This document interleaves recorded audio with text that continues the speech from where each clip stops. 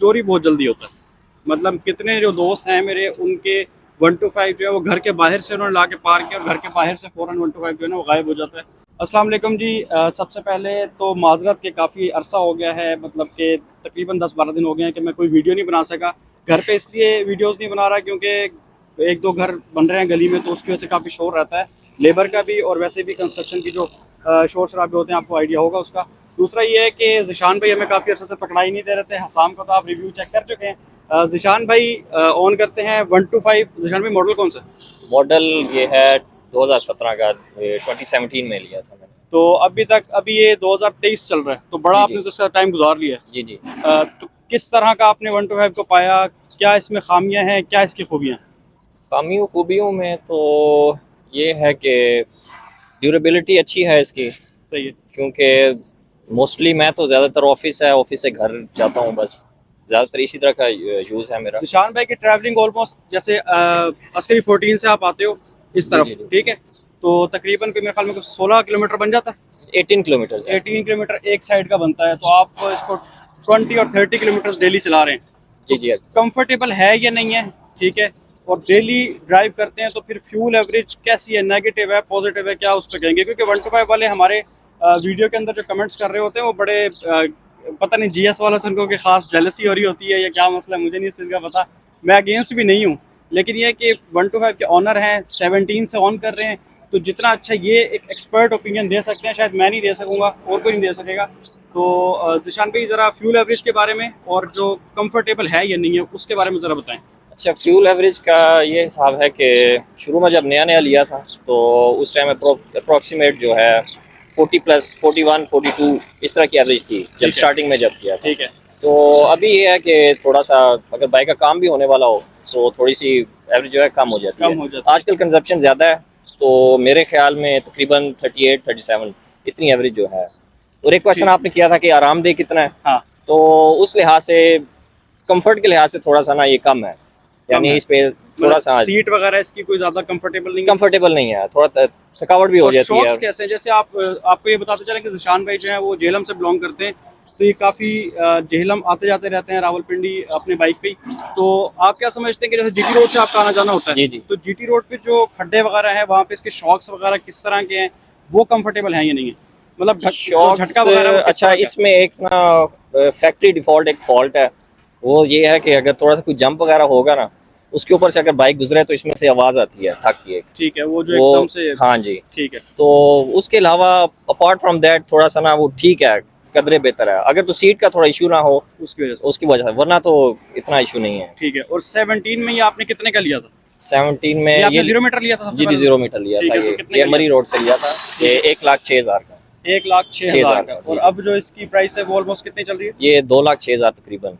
2,06,000। अगर इस तरह से देखें तो मेरे ख्याल में वर्थ इसकी बड़ी है, जितने का आपने लिया है। 5 साल 4 साल चलाने के बाद भी आप मेरे ख्याल में इतने का ही इसको सेल कर सकते हैं शायद। जी जी। या थोड़े से कम में होगा, या इसके आसपास जो है वो रीसेल वैल्यू है होंडा का। एक तो ये जो नेगेटिव मुझे जो लगता है ना होंडा का, होंडा वालों के लिए नहीं, लेकिन ये 125 ना चोरी बहुत जल्दी होता है।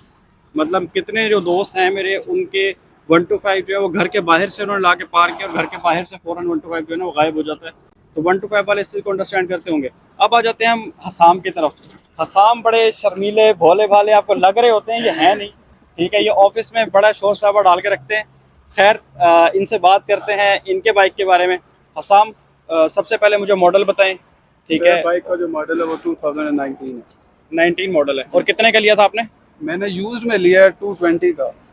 ठीक है। और जो 2019 के न्यू की प्राइस थी आई गेस अराउंड 1.5 लाख की थी, और अभी जो है वो 3.5 लाख को क्रॉस कर रही है। और आपने मेरे ख्याल में 2,10,000 का जैसे आप बता रहे हैं कि लिया था, 2,10,000 तो अच्छा खासा महंगा हो गया वही मॉडल। मतलब जिसने लिया था उसको काफी पैसे बचे हैं, उसको काफी पैसे बचे। लेकिन आगे की अगर हम बाइकों की बात करें तो आप कितना बता रहे हैं इसका? 3 लाख 3,50,000 अभी 3,50,000 का करंट प्राइस जो है वो चल रहा है। अच्छा, दूसरा जिशान भाई आप भी ये बताएं कि मेंटेनेंस की हमने बात की थी। जी जी।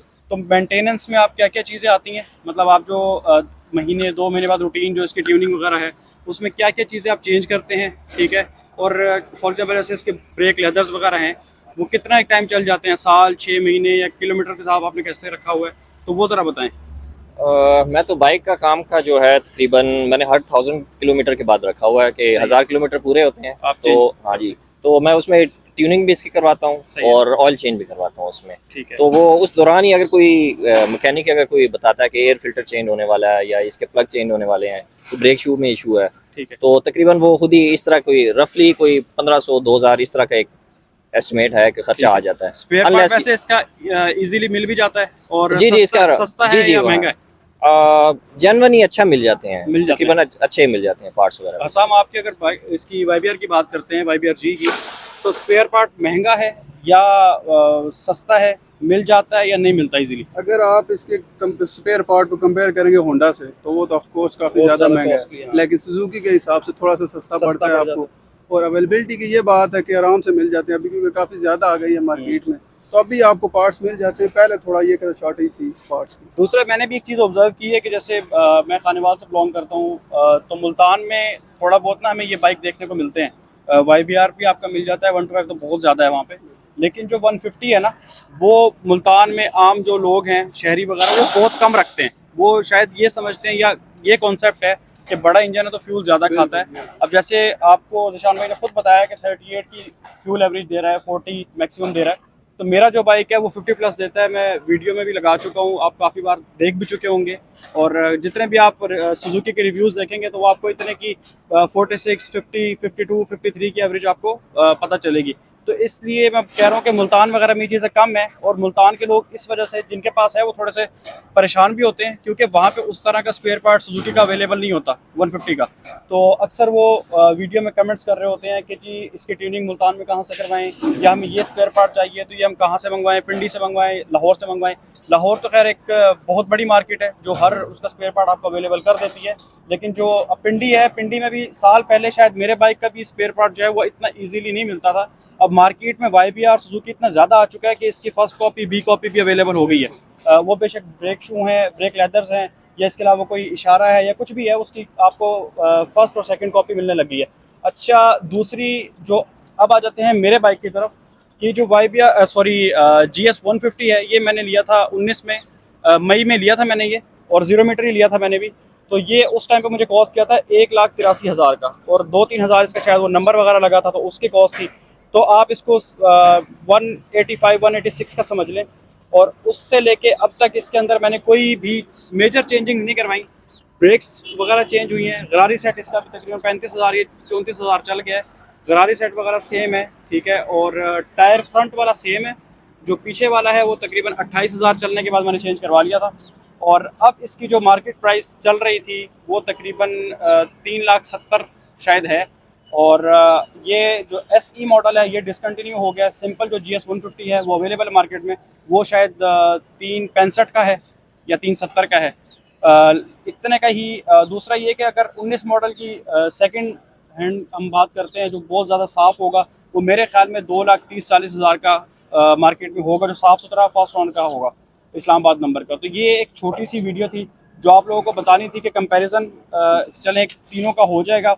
दूसरा ये था कि काफ़ी दिन से मैं वीडियो नहीं बना पा रहा था, तो उस पर भी सोचा कि एक वीडियो हम लगा देते हैं।